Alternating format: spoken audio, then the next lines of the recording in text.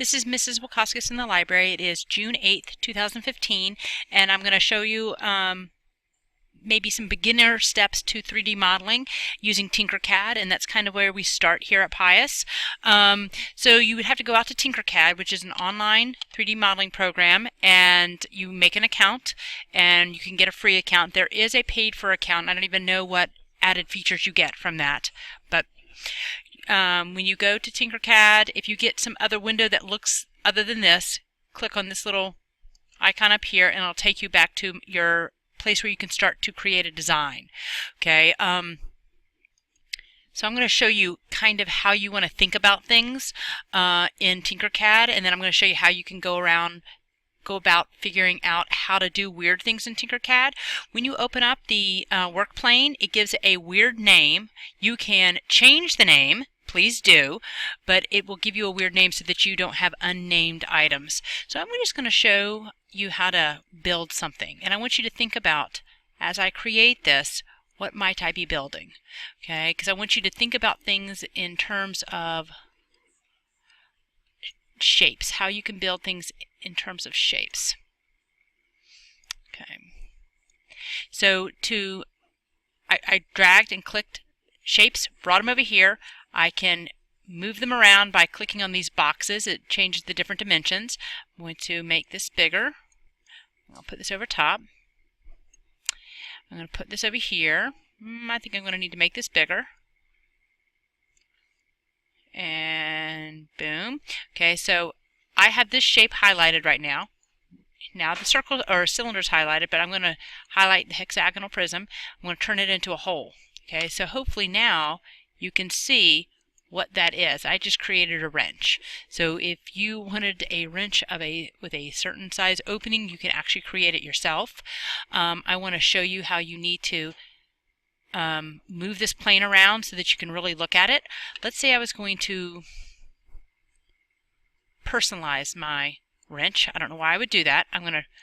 My first name is Megan, so I'm going to put my name on top of it. But notice when I grab this, wait a minute. Whoa. Okay.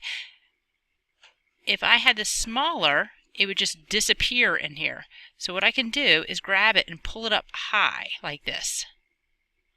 Okay, and then I can drag it in here.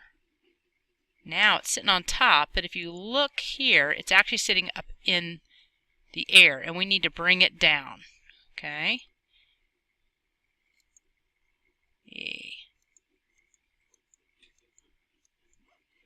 Then I actually need to bring it over, and I can actually hollow this out if I wanted to, and then instead of my initial protruding on the outside, it would be like carved out on the inside. So you can mess around with this. This is going to create all sorts of different types of things, but I also want to show you, let me go back to the Tinkercad icon, and under Learn. Under Learn, you will find all sorts of tutorials. You can see I've finished these tutorials. You click on a tutorial, they last literally anywhere between 30 and 90 seconds. I've had to do quite a few tutorials before I could figure out what was going on. But I had other kids who had to do it 2 or 3 tutorials and then they got it and they didn't need to keep going. But let me assure you that if you're not quite sure of what you're doing, start with the tutorials. Whenever you are finished creating an item, let's say I was going to print this, I'm going to go back into here, tinker this, and it pulls it back up on the work plane.